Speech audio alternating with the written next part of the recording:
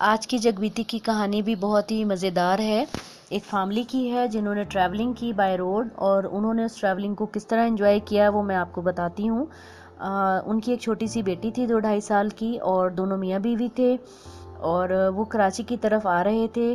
2-2.5 घंटे का उन्होंने सफ़र कर लिया था। उनकी बेटी की तबीयत ख़राब हो गई, तो उन्होंने अपने हस्बैंड से कहा कि इसको वॉमिट्स आ रही हैं, अगर करीब में कहीं आपका कोई दोस्त रहाइश पजीर है तो हम लोग वहाँ पे इसके कपड़े वगैरह चेंज करके इसको फ्रेश कर लेते हैं। तो उनके हस्बैंड ने कहा ठीक है, और रास्ते में रहीम यार खां का शहर आता है, तो वो रहीम यार खां में रुक गए, और रहीम यार खां में उन्होंने अपने दोस्त के घर थोड़ी देर के लिए स्टे किया। उस स्टे में जब वो उनकी मिसेज़ ने उन्हें बताया कि जो हैंड कैरी वगैरह हमारे साथ हैं, इसकी कीज़ तो सारी मैं जहाँ घर में जिस रूम से हम लोग आए हैं वहीं पे छोड़ आई हूँ, और वहीं पे मैं भूल आई हूँ।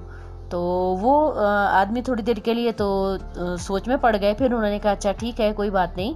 उन्होंने अपने भाई को फ़ोन किया, और भाई को फ़ोन करने के बाद 2-2.5 घंटे का सफ़र था वहाँ से।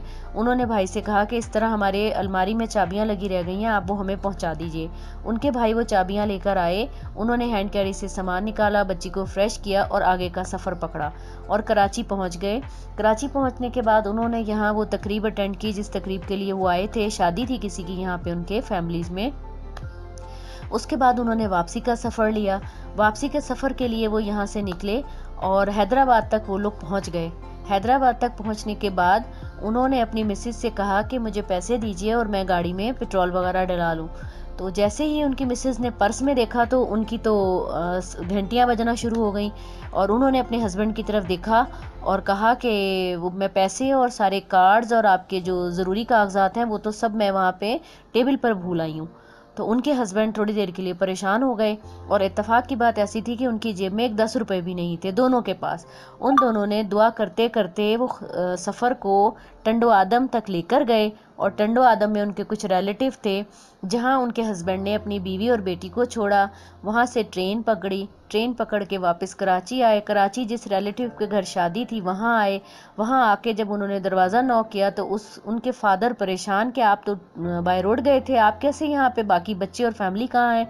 तो उन्होंने बताया कि वो जो मेरी मिसेज़ हैं वो यहाँ कुछ कागजात और जो चीज़ें हैं ज़रूरी छोड़ गई हैं, तो बराए मेहरबानी मुझे वो दे दीजिए।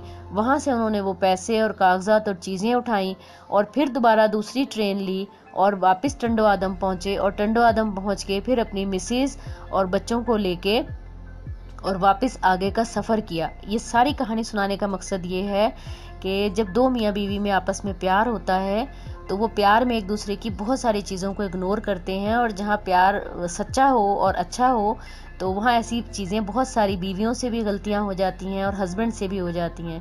तो एक दूसरे की गलतियों को इग्नोर करना जो है ये भी प्यार की एक अच्छी आदत है।